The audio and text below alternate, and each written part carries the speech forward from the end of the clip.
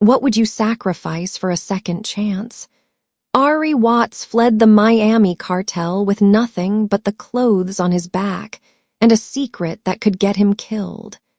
He thought finding sanctuary in an Alaskan werewolf pack would be his salvation. He was wrong, because in the frozen wilderness, he'll discover that some secrets are worth dying for, and some loves are worth betraying everything. We begin the story of Ari Watts, a man running from his past who's about to discover that the greatest danger isn't behind him, but in the choice he'll have to make. If you're new here, hit that subscribe button and ring the bell so you don't miss what happens next. Trust me, you'll want to see how this unfolds. Now, let's begin. The Alaska wilderness stretched endlessly before Ari Watts, a maze of towering pines and snow-dusted peaks that seemed to swallow the world whole. 3 months ago, he'd been bleeding out in a Miami warehouse, a rival cartel's werewolf tearing through his squad like paper. 3 months ago, he'd been human. Now, running through these woods on 4 legs felt more natural than anything he'd done in his 35 years. Ari slowed as he approached the clearing, his wolf senses picking up the scent markers before he saw them. Territory boundary. Pack land. He'd been tracking rumors for weeks, whispers in the underground about a powerful alpha in Alaska who protected his people, who asked no questions about your past. Alpha King Alex Cruz. Ari shifted back to human form, the transformation rippling through muscle and bone until he stood naked in the freezing air, his breath misting. He'd stashed clothes in a waterproof pack a mile back. Rookie mistake. His cartel training had taught him to prepare for every contingency, but werewolf protocols were still new. The crack of a rifle bolt made him freeze. Hands where I can see them. The voice was deep, controlled, coming from the tree line to his left. You're on Cruz territory without permission. Ari raised his hands slowly, turning toward the voice. 3 wolves emerged from the shadows, shifting as they moved. The center one tall, broad-shouldered, with dark hair and eyes that missed nothing, kept his rifle trained on Ari's chest. I'm here to request asylum, Ari said, keeping his voice steady despite the cold biting into his skin. I was told Alpha Cruz considers petitions. You were told wrong. The lead wolf stepped closer, and Ari caught his scent, pine, gunpowder, and something wild that made his wolf stir with interest. We don't take strays, especially not ones who can't even remember to pack clothes. Had a rough few weeks. Clearly, the man's eyes traveled over Ari's scars, bullet wounds, knife marks, the jagged tears from claws across his ribs. Cartel. Ari's jaw tightened. Former cartel. There's no such thing. But the rifle lowered slightly. I'm Sawyer Meyer, head of security for the Cruz pack. These are my patrol members, Marcus and Alina. You've got 60 seconds to convince me not to put you back across the border. Ari met Sawyer's eyes, reading the calculation there. This man was a soldier, like Ari had been, recognized the same hard edges, the same wariness. I was bitten 3 months ago during a cartel hit in Florida. Rival organization used werewolves as weapons. I was supposed to die. Instead, I turned. Ari's hands remained steady despite the cold. I got out. Covered my tracks. Came north because I heard your alpha doesn't ask where you've been, only where you're going. And where are you going? Anywhere that isn't looking over my shoulder, waiting for a bullet. Sawyer studied him for a long moment. Finally, he lowered the rifle completely and shrugged off his jacket, tossing it to Ari. Cover yourself. We're taking you to the Alpha. He'll decide if you stay or if I escort you back to the border. Marcus, get him something to wear." The jacket smelled like Sawyer, that intoxicating mix of wilderness and danger. Ari pulled it on, accepting the spare pants Marcus offered. "Thank you." "Don't thank me yet." Sawyer turned, gesturing for Ari to follow. Most people who request asylum are running from something. Question is whether what you're running from is worse than what you might bring to our door. They walked in tense silence through the forest, and Ari couldn't help but notice the way Sawyer moved. Fluid, alert, completely at home in these woods. Everything Ari's urban, tactical training wasn't. "How big is the territory?" Ari asked. "Big enough." Sawyer glanced back. "You trained military." "Something like that." "Special ops." "Cartel ops. Different skill set, same principle." "Stay alive, complete the mission, trust no one." Sawyer's mouth twitched. "That last one's going to be a problem here. Pack is built on trust." "Then I'll learn." They emerged into a compound of log buildings, nestled against a mountainside. Smoke rose from chimneys, and Ari could hear. Voices, laughter, the sounds of a community. Something twisted in his chest, longing for something he'd never had. "Wait here." Sawyer stopped at the largest building. "Don't try to run, you won't make it past the perimeter." Wasn't planning on it. Sawyer disappeared inside, leaving Ari with Marcus and Alina. They watched him with the same wary curiosity he'd expect from any pack encountering a dangerous stranger. 10 minutes later, Sawyer returned. "Alpha will see you." Fair warning.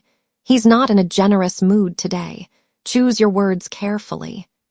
The interior of the lodge was warm, rustic, with evidence of wealth that didn't scream but whispered. Ari followed Sawyer through a great room where pack members stopped their conversations to stare, then down a hallway to a private office.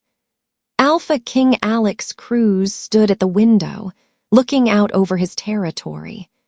He was younger than Ari expected, maybe early 40s, with dark hair touched with silver at the temples and the bearing of someone who'd earned his authority the hard way. "Ari Watts," Alex said without turning. "Former enforcer for the Rays cartel out of Miami. Specialized in tactical operations, interrogation, and making problems disappear. Presumed dead 3 months ago after a warehouse massacre. Except you're not dead, are you?" Ari's blood ran cold. "You did your homework fast." "I make it my business to know who enters my territory."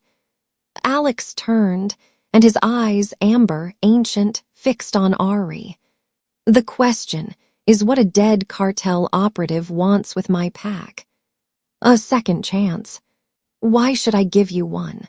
Your kind bring violence, attract attention, and have a nasty habit of betraying trust. Because I'm good at what I do, and you look like someone who could use good people." Ari kept his voice level. "I'm not asking for charity. I'll work. I'll prove myself. I just need somewhere the cartel won't find me." "The Rays cartel thinks you're dead. They think the rival pack ate me. I'd like to keep it that way." Alex circled his desk, leaning against it. Behind him, Sawyer stood at attention, hand near his sidearm. Both men radiated lethal capability. "If I grant you asylum, you follow pack law. No exceptions. You answer to me and to Sawyer as head of security. You earn your place every single day. And if I find out you've brought cartel business to my door, I'll kill you myself. Understood?" "Understood." "You'll take the cabin at the eastern perimeter.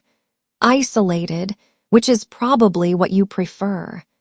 You'll train with the pack, learn our protocols, and Sawyer will evaluate your integration over the next 3 months. After that, I'll decide if you stay permanently or move on." It was more than Ari had hoped for. "Thank you, Alpha." "Don't thank me yet. You might not survive 3 months." Alex's expression was unreadable. "Sawyer, get him settled. Standard security protocols." "Yes, Alpha." As Ari turned to leave, Alex spoke again. "Watts, whatever you're running from, leave it at the border. I protect my people fiercely, but I also demand absolute loyalty. Betray this pack, and there's nowhere on earth you can hide from me." "I understand." Outside, Sawyer led him toward a small truck. "You just got luckier than you deserve." "Story of my life. Alpha doesn't usually grant asylum this easily. Must have seen something in you." Sawyer's tone suggested he didn't share that assessment. "I'll be watching you, closely." "Looking forward to it." Sawyer shot him a sharp look, and Ari realized his mouth had gotten ahead of his brain. The attraction he'd felt in the woods hadn't faded.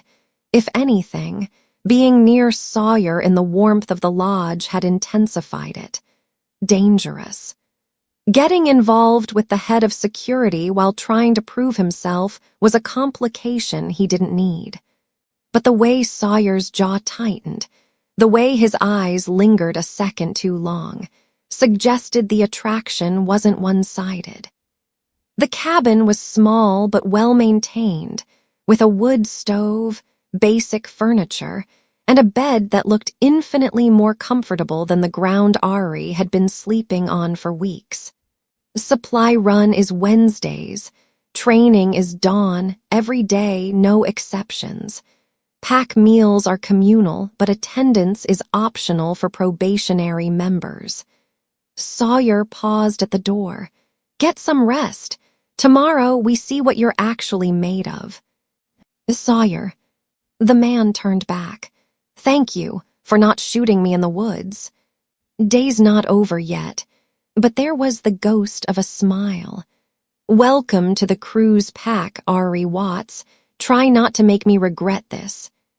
The next 2 weeks blurred together in a haze of training, exhaustion, and slowly learning pack dynamics. Ari woke before dawn each day, ran drills with Sawyer and the security team, and spent his afternoons learning wilderness survival skills he'd never needed in Miami's urban jungle. Pack members kept their distance, which suited him fine. He was used to being alone, used to operating on the margins. What he wasn't used to was the way Sawyer seemed to be everywhere, watching, evaluating, occasionally offering corrections that felt more like challenges. "Your stance is wrong," Sawyer said on day 10, moving behind Ari during hand-to-hand drills.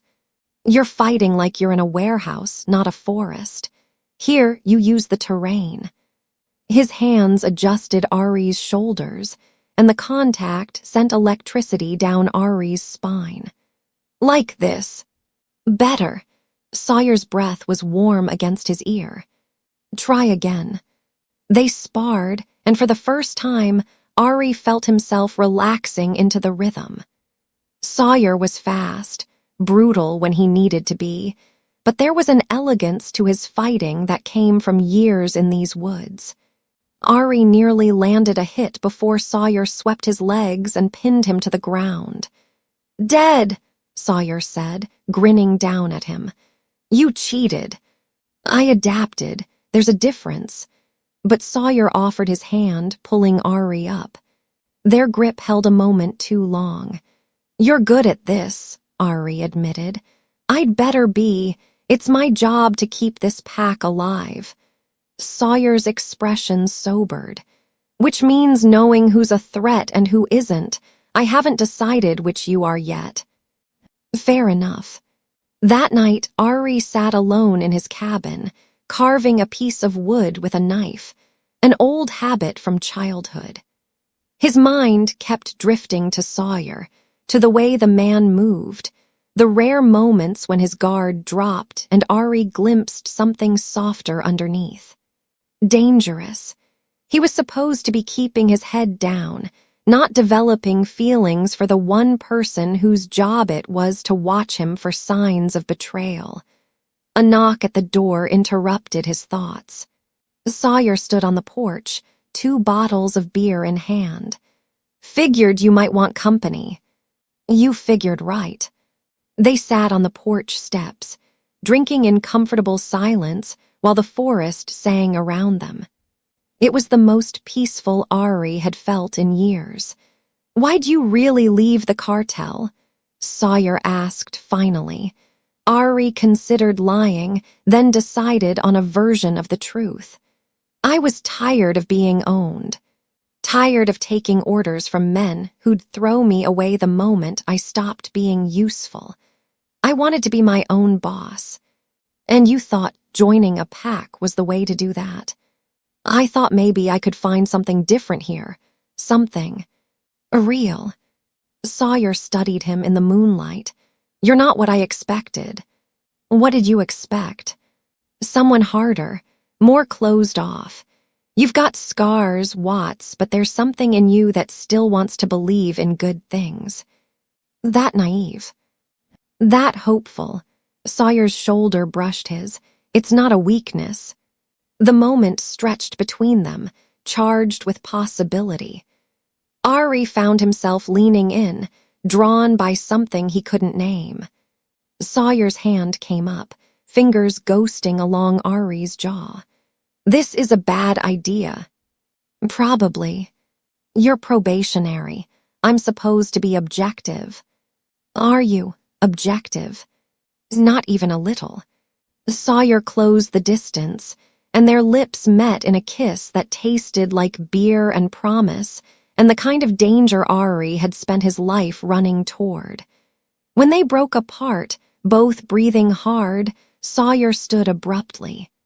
"I should go." "Should you?"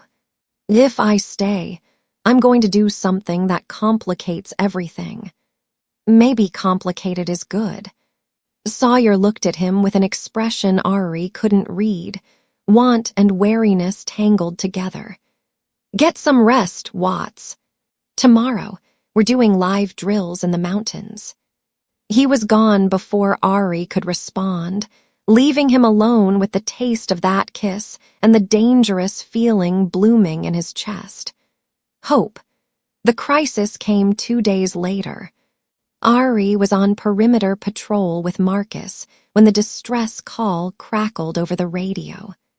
"North Ridge, multiple injuries, need emergency extraction now." They ran, Ari's cartel training kicking in as he calculated distances, response times, threats. When they reached the site, chaos reigned. A rock slide had caught a hunting party, and 3 pack members were trapped under debris.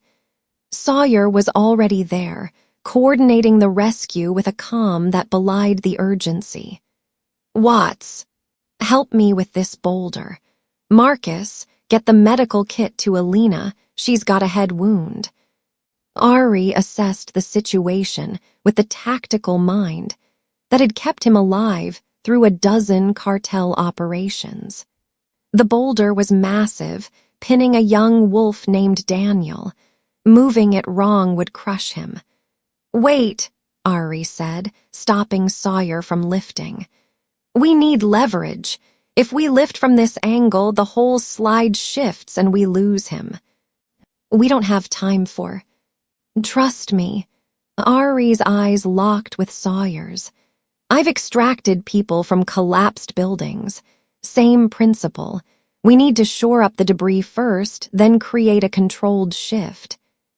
For a heartbeat, Sawyer hesitated. Then he nodded. "What do you need?" Ari directed the operation, using logs and rope to create a stable framework. It took precious minutes. Daniel's breathing was shallow, his face pale. But when they finally lifted, The boulder, it moved clean and Daniel was pulled free without further injury. The kid would need medical attention, but he'd live. Sawyer clapped Ari's shoulder as they loaded the injured into vehicles. Good work! That was smart thinking. Just using what I know. No, Sawyer's grip tightened. That was you saving lives, remember that difference. That night, the pack gathered for a communal meal. And for the first time, Ari was invited to sit at the main table instead of the edges. Pack members who'd kept their distance now offered nods of respect, and Daniel's parents personally thanked him. "You're one of us now," Alina said, raising her glass. "Anyone who risks themselves for Pack is family." The word hit Ari harder than he expected.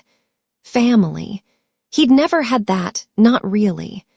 The cartel had been about survival and profit, not belonging.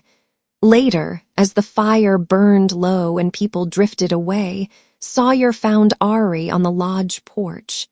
"You fit here," Sawyer said quietly. "I didn't think you would, but you do." "That surprise you?" "Yeah, you've got good instincts, Watts. Not just tactical.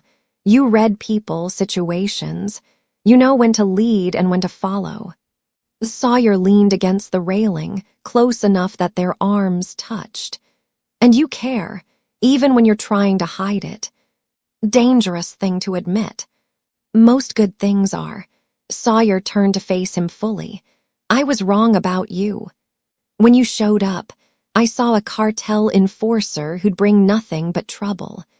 But you're not that person anymore, are you?" "I don't know what I am yet." "Then let me help you figure it out." This time when they kissed, it wasn't tentative or questioning. It was heat and hunger and the promise of something neither of them had expected to find. Sawyer's hands fisted in Ari's shirt, pulling him closer, and Ari went willingly, tasting the wild freedom of finally letting someone in.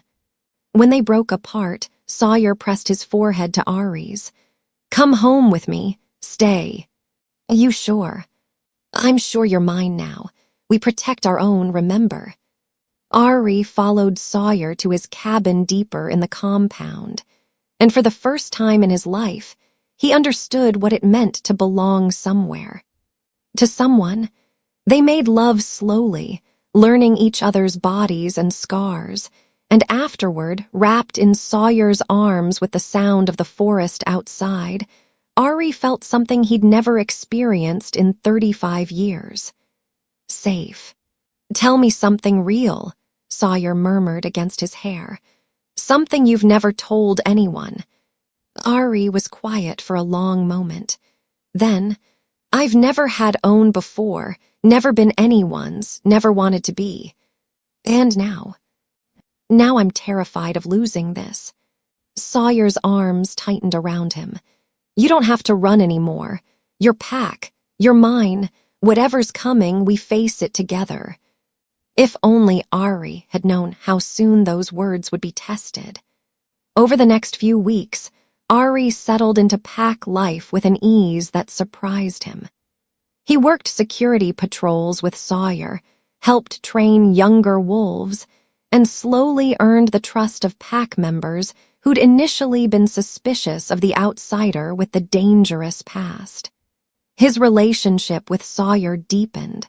Stolen moments during patrols, nights tangled together in one cabin or the other, quiet conversations where they shared pieces of their histories.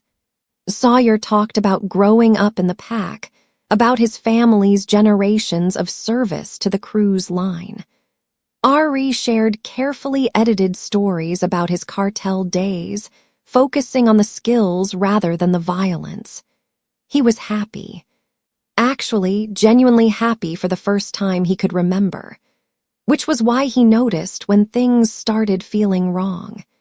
It began with small things: Alpha Alex canceling training sessions, unusual supply shipments arriving at odd hours, heavily guarded sections of territory that had been open before.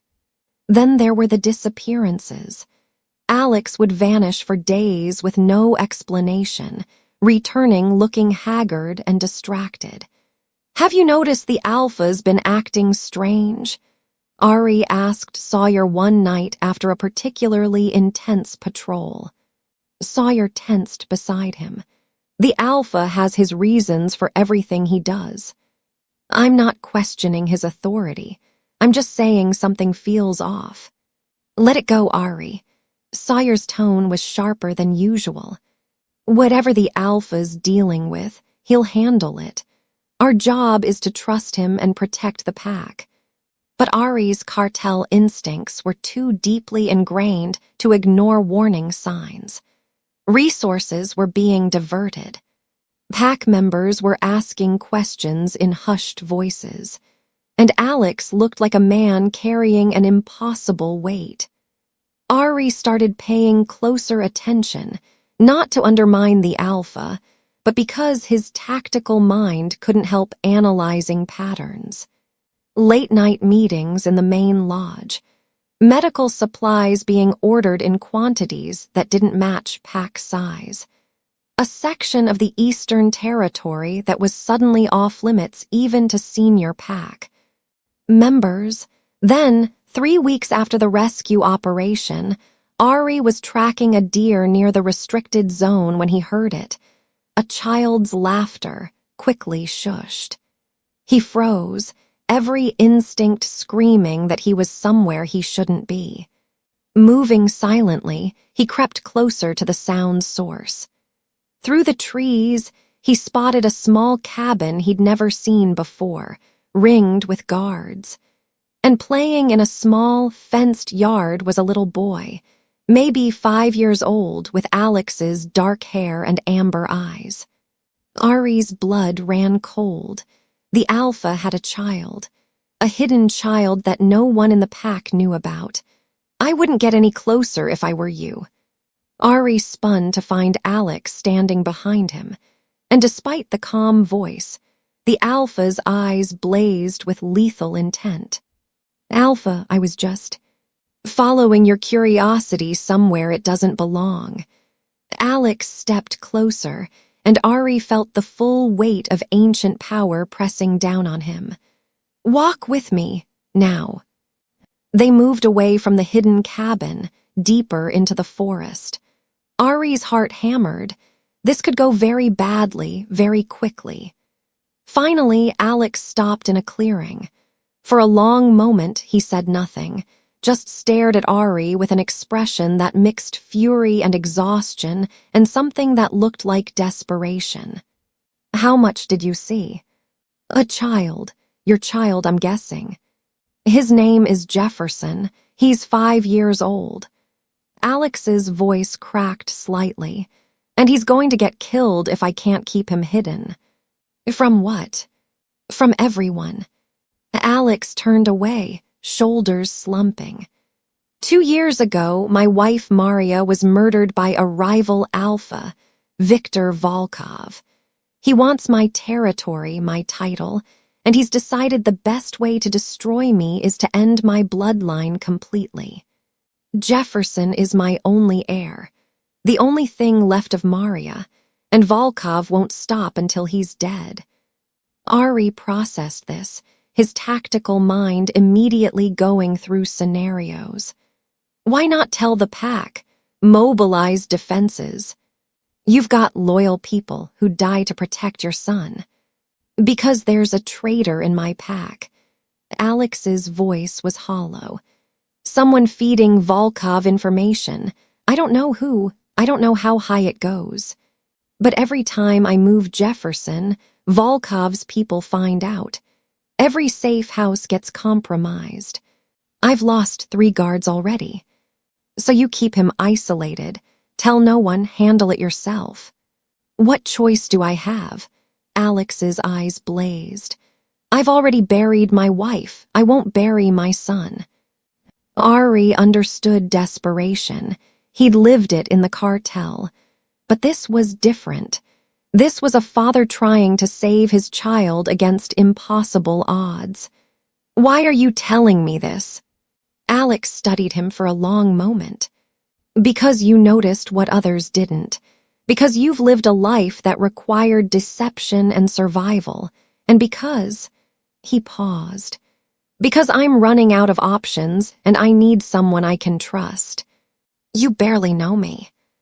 I know you're not the traitor. You arrived after the leak started. I know you have skills my pack doesn't. And I know you'd do anything to protect the life you've built here. Alex moved closer. I've been watching you, Watts. Watching how you integrated, how you fight, how you think. You're exactly what I need. Ari's stomach dropped. For what? I need someone who knows how to live a lie. Someone who can infiltrate an enemy organization, gain trust, and destroy it from the inside. Alex's gaze was intense. Someone expendable enough that if it goes wrong, my pack isn't compromised. You want me to fake a betrayal. I want you to save my son. The weight of it crashed over Ari, what Alex was asking, what it would cost. His new life, his relationship with Sawyer, everything he'd built here. I can't, Ari said. I left that life behind. I came here to escape deception and violence. I know, and I'm sorry to ask this of you, but Volkov is moving. My intelligence says he's planning a final push within the month. If I don't act now, Jefferson dies. And I'm asking, no, I'm begging you, help me save him. Ari thought of the little boy's laughter, of Alex's haunted eyes, of Maria's ghost hanging over this pack. What would I have to do?